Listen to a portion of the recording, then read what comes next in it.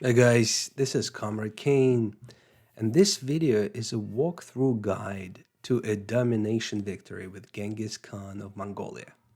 I enjoyed the domination game recently and did a video review for the Civ and its abilities, so I thought I'd share strategy tips for the first 140 turns. I made this video for someone who is trying to move up in difficulty level but is unsure or hesitant. There are a couple of things you should know by deity level of difficulty besides the bonuses AI receives by default. Number 1. Expect to be behind in science and culture for a while, even in military strength. That's totally normal. Don't freak out. Number 2. Make sure to build a good number of units early and preserve them to gain valuable experience throughout the game. Number 3. Barbarians are on a whole other level, so destroy the camps as soon as you can. Number 4. Expansion is a priority. Build as many settlers as you possibly can, but do not neglect other things. Number 5. Forget religion unless you get lucky. There's no way you get into religion unless you're like some special civ that is religiously inclined. Other than that, it's just about playing a focused, balanced game. So with Mongolia, we plan to build an army including horsemen and later Kashyyyks and knights, focus on encampments with Ordas, which is Mongolia's unique building that replaces stables, and another focus will be on diplomatic visibility to ensure we increase our combat strength versus AI. So traders and spies will be important as well. So let's rock and roll. Game setup is pretty straightforward. It's deity level, small Pangea map, random opponents, and everything else is regular, normal speed. And I only re-rolled twice for this game. This initial location might seem pretty good. However, it actually has three really crappy immediate adjacent tiles. You have 2, 2, 1, 1, and 1, 1. And so, even though this is a plains hill, which will give us immediate 2, 2 if we settle on this one, I still want to move probably to the left, next to the maize and the banana, that will give us immediate growth. That I think I'm going to settle here in favor of production. And I'm going to be right next to the bananas, right next to the maize. So I'm hoping for higher growth. The first thing of order is scout. So we're gonna switch to bananas. Make sure that the city grows fast. And we're beelining for animal husbandry to discover horses. And of course we get the flood. I like to explore one title at a time. Oh, here we go. And we're the first one to meet. Explore one title at a time, and that way you're not going to run into any trouble, and the exploration just makes more sense because you're gonna know. And another one. Wow, this is really odd. So we have two city-states in the south that we just met first, meaning that other cities might. Another flood? We just had it. Okay, and there is a barb camp. And oh, here's Chandragupta. Okay. And he's kind of far. So that's a good thing for us, but he might be our first victim. All right, hopefully I can get this barb camp. All those warriors around. And here I guess we'll go east, west. Yeah. Go east. I feel like I'm going to go crazy and start with the settler here because the city-states are so close to me. I'm not sure what's up north. And because city-states are so close, their units could deal with the barbs. Holy crap, and there's another one. Oh, we got lucky and got the barb camp. Perfect. So Bandar Brunei we are again the first civ to meet them. That means there are no civs in the north, or at least close, or close enough. Meaning that If there are no dogs, it is building not a... Oh, wisdom. here we go. Do we have horses? The horses are right there. Once I discovered Tribal Village, I tried to automate the path to it so I don't forget to come back to it or move somewhere else where I wasn't really supposed to. If I automate the path, I know that I'm gonna hit the village. I just don't want to miss it. So, and there's horses here. Where else? That's it, huh? It's not very encouraging, but at this point it doesn't really matter what we research next. It's not like we have a bunch of mines. So I'll go with pottery for the growth. I'm not sure if there's going to be another continent here anytime soon. I like to do the double experience for recon units, especially considering that the barbs are not around right now. Another city-state. Ooh, wow. So we got the relic from the tribal village. And I wonder if the recon experience plays into it. Probably not. Each relic gives us +4 faith. That's amazing. That means we're going to have some faith going early for us. Get the Pantheon early. That's really cool. I'm really excited about it. So we're making +5 faith right now. +1 from our government policies and +4 from this relic of Sandals of the Prophet. Pfft. Lucky, and you know what? Awesome.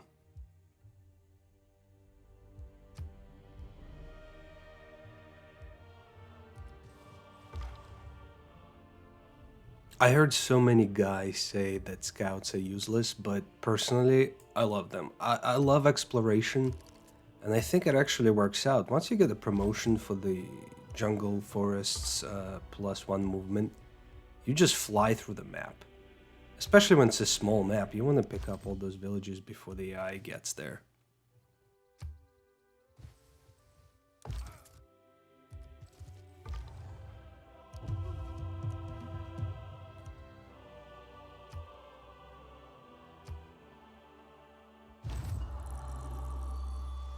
And here is our early Pantheon. That's amazing. That means we can get the settler. The fertility... No.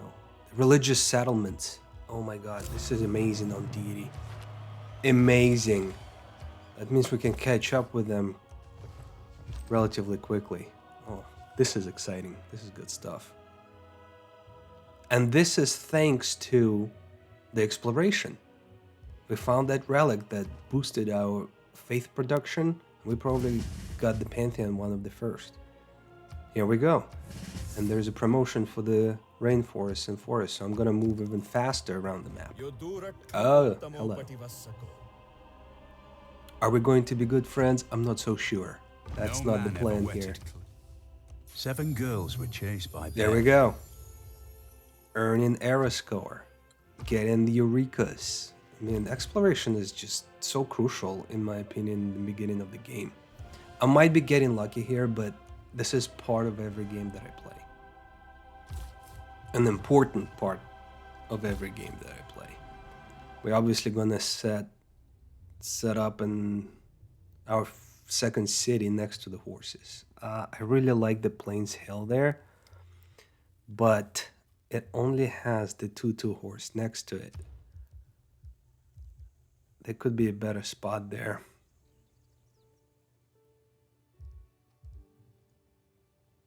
I have to go with writing. Science is super important in any game, especially on this level. And if we're playing Domination, it's just as important.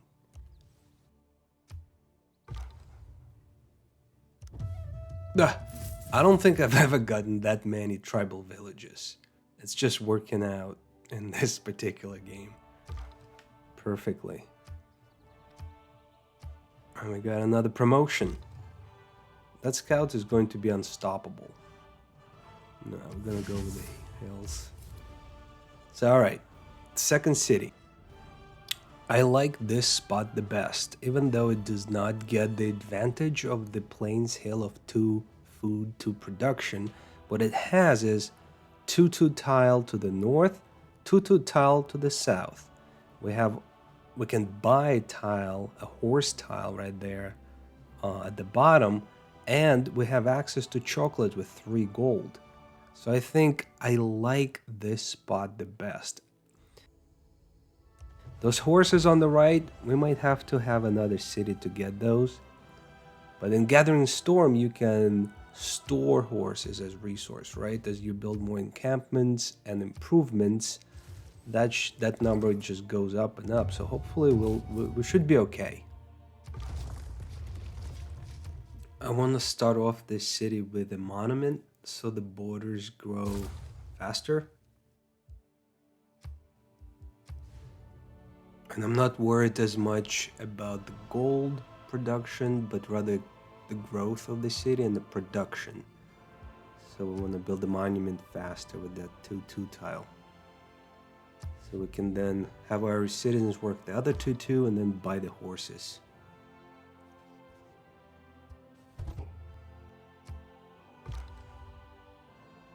Every nation lives by exchange. Now that my scout has both promotions, we're going to switch it up. Back to the barbarians. Now that we have 2 cities, urban planning would make more sense. Earlier empire makes most sense. I think we're gonna have a fast expansion here. So even though it takes 22 turns, I'm still going with it.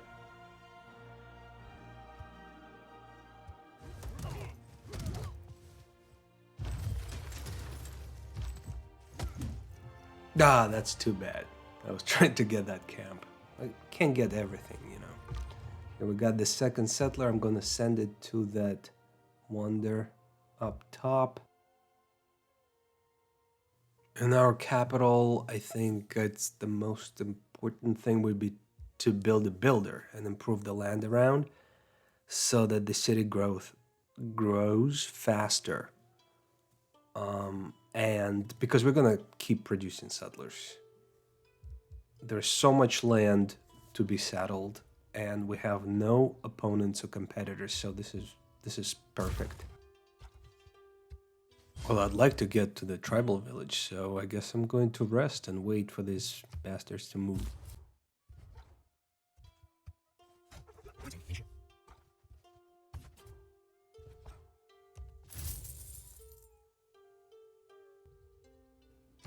I'm going to pick irrigation here, not astrology. Irrigation because I want to get my hands on those bananas and chocolate to improve.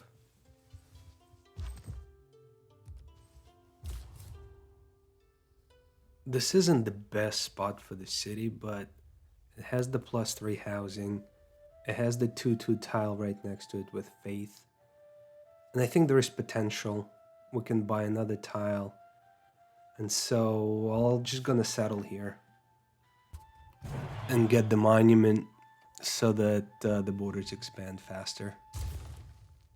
I see there is a barb camp right there northeast, so I might have to buy a unit or 2 to just disperse it.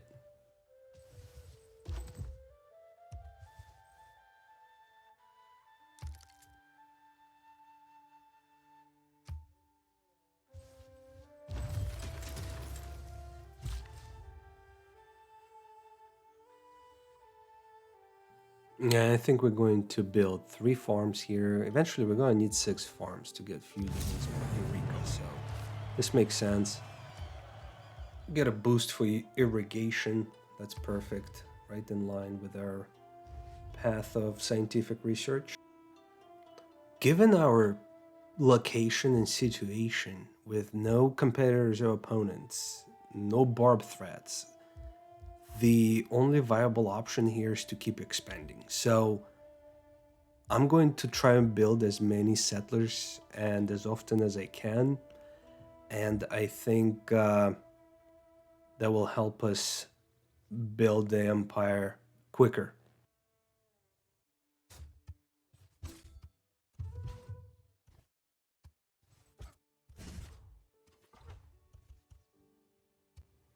As promised, gotta purchase some units to deal with that barb camp up north.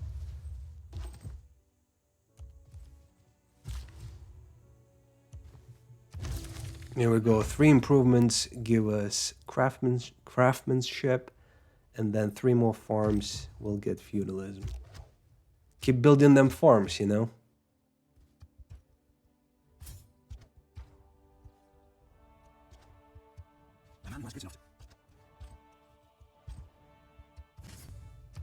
Astrology here makes sense. I'd like to build that holy site by that wonder up north. Robert Bruce. I think it's important to send delegation to get good relations with the civs in the beginning, early in the game, and I already forgot to do that with Scotland. Of course, now he says no. That's too bad. And another tribal village. Take care of this barb camp real quick.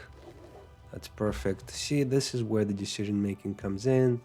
You see the barb camp, build units, buy units. I was lucky I had some income, some money saved, some gold saved, so. And here again, I'm doing the automatic movement into the village by the warriors so I don't forget.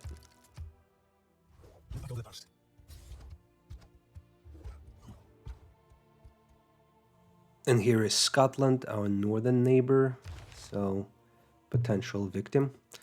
We're going to hire Magnus because of the chops. We definitely have a lot of forests. Jungle will require bronze working, so it's going to take us a little longer. We're going to beeline to political philosophy because essentially I want to get to monarchy after that. And yeah, just keep building settlers. Thinking where would be the best spot for a campus. It looks like we don't have any mountain ranges here, unfortunately, so that +2 is the best bet. That volcano, I don't know if it's going to become active, so I don't want to be close to it. Hopefully it never becomes active, but I can't tell.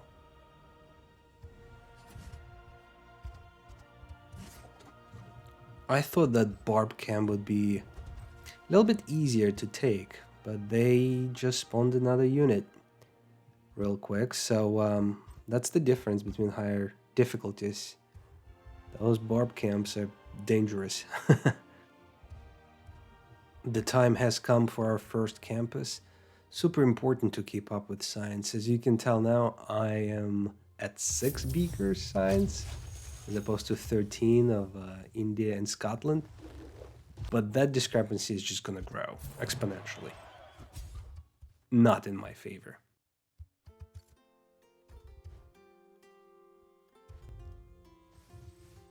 A physician without a knowledge. I have the whole side of this continent, the whole right side of this continent to myself. That's pretty amazing. It doesn't really happen that often, so it is a unique game in that sense. However, the way I play it is just exactly the same way I would play any other game. Except for the fact that I basically do not have any units, and so my military strength is really low. But I can afford it in this particular situation. So the plan is to build a campus in the capital as well. So I'll buy that tile. So we have adjacent campuses. My only concern is it's a volcanic tile. And I have to chop the jungle to get, so I have to get bronze working first. Skill without The imagination. natural disasters definitely do not help much, especially when they do not increase the yields. But those 3 farms I needed to build anyway to get some Eurekas and boosts, so that's okay. And I see the barb camp over there. That's not very good, so I'm not gonna engage this one. Bandar Brunei is right there next to them, so I'm gonna make my way back to my empire.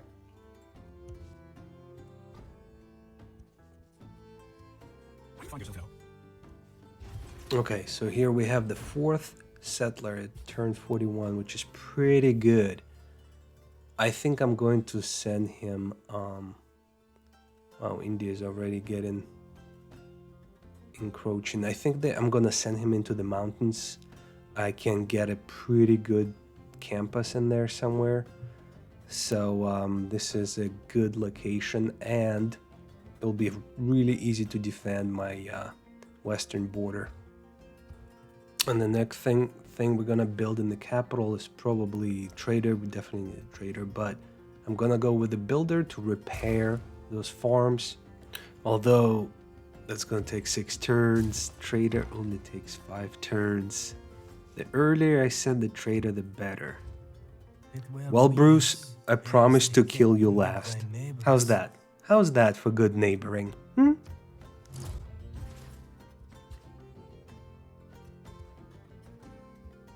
I like building monuments first. Helps to push the borders out. Gives you a little culture early in the game. Perfectly makes sense to me.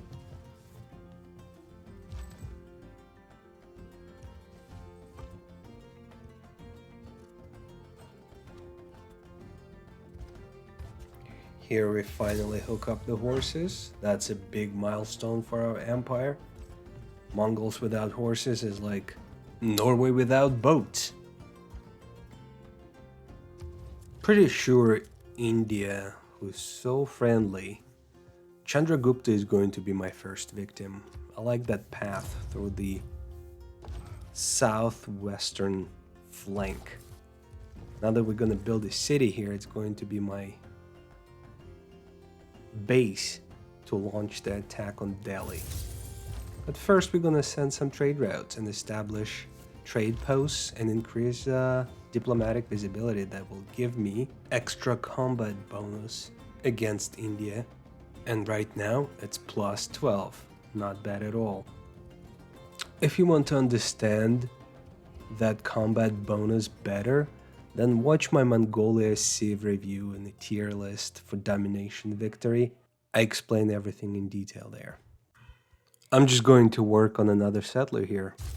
Keep building settlers until I can't. That's right. And we are in classical era. So this is turn 14. Oh, okay. Is the mirror. It is Chandragupta equally is happy with me, I guess.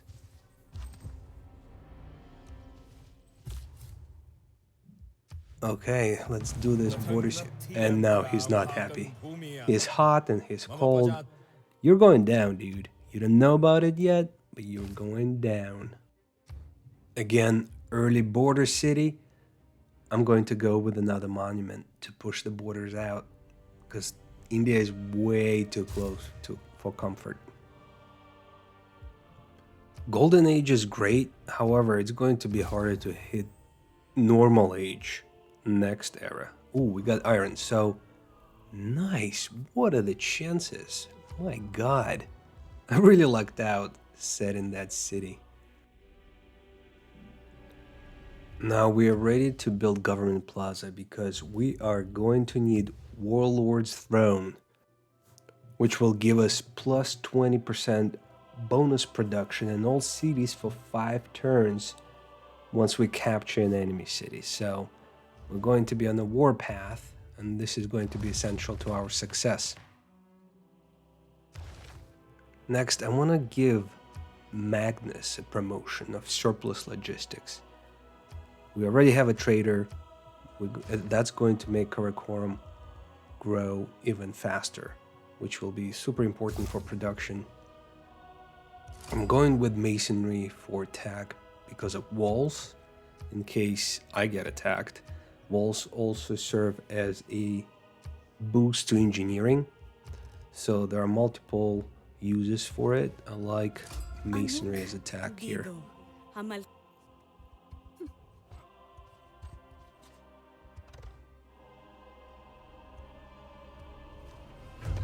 You know, the problem with this much uninhabited land are barb camps. Look, I have 2 on my borders, and they just keep spawning. So, need to keep them in check, that's for sure. That's that point. where you can't neglect barbs.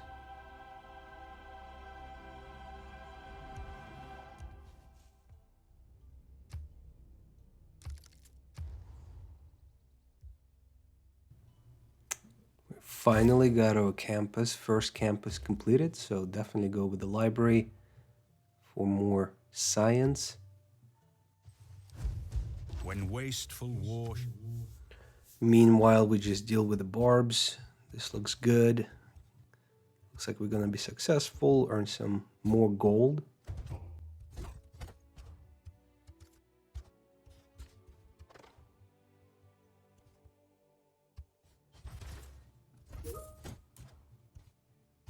We're going back to continuing building our settler.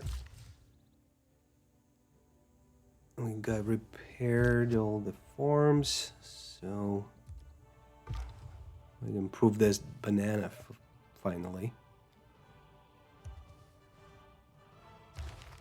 Okay, now the promotion for Magnus that I want to give is provision, because we are going to keep pumping settlers, and so it's going to be very useful.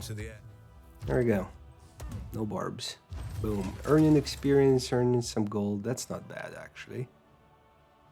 As long as you have units to deal with them.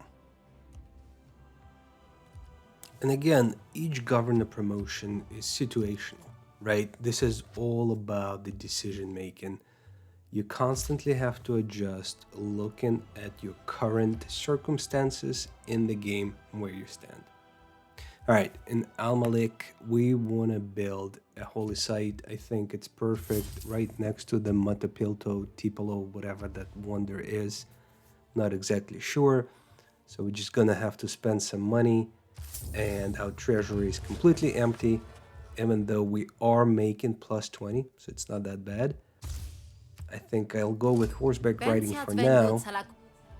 And Eleanor, sure. Oh, it's the first time we're meeting her, okay. And so eventually I want to, of course, research currency to build commercial hubs to boost my gold. Right now we're struggling a little bit. But we're not struggling with iron, which is great. 2 sources of iron right there for one city. That's awesome. Little science, little production. It'll work perfectly. Here we go, political philosophy finally. I'll go with Classical Republic just because I think we're at peacetime right now. We're gonna have more benefit from the economic policies rather than military policies. And we're at the expansion stage anyway. So building settlers, probably building builders as well. That was not the right decision, and we're not building any wonders right now, so that was a mistake. But that's what happens, right? That's what happens in the game. Chop some woods with Magnus in the capital definitely helps produce that settler faster. Finally, we get the iron mine. We mine the resource, we mine iron, and get 2 Eurekas in one. That's freaking amazing. For the civics, just going with the military tradition for now. Let's explore Phoenicia. Anything there? Eleanor doesn't say anything good, just making sure I got delegation with all of them. None of them is particularly happy with me. Oh, and here we have swordsmen from Phoenicia. Not a good sign, although it is turn 58. So, well, it is what it is. No one says it's going to be easy. But if men... I think this is a good time to take a look at the stats out there. Military strength, looking good. 36 versus 390 of India. Nice. Science, only half of India. That's not bad. And third of Phoenicia. Culture, pretty close, around the same. Half and third. So, only faith is looking good for us, which is not what we're looking for. I do need better production in Ulaanbaatar. but I also need to build some walls for defense in case India decides to use that military strength against me. Hopefully not though, because they don't know what's coming for them. And I have to make sure I have the higher level of diplomatic visibility with all of them. So I want to make sure I have the delegation and keep sending traders, establishing trade posts that will increase my diplomatic visibility with each civ. Here we are in the classical era. Mysticism. Slowly but surely we're making our way through the tech and civic tree, which is great. And we also have another settler ready, which I think I'm going to send down south. This is going to be my gold city. I might settle right on the olives right there, get access to the citrus, get a commercial hub, maybe a couple commercial hubs between Karakoram and this new city, and increase my gold production. Gotta make sure you take care of city-states, sending envoys, because you want allies, you don't want the city-states turned against you. Ideally, you want to use Diplomatic League policy card, so when you send the first envoy, it counts as 2. This is a good spot for us to stop for this episode. I really appreciate you guys watching it, and don't forget to hit the subscribe button so I could keep producing these videos for you. And I'll be back with the second part of this series very soon. Thank you so much.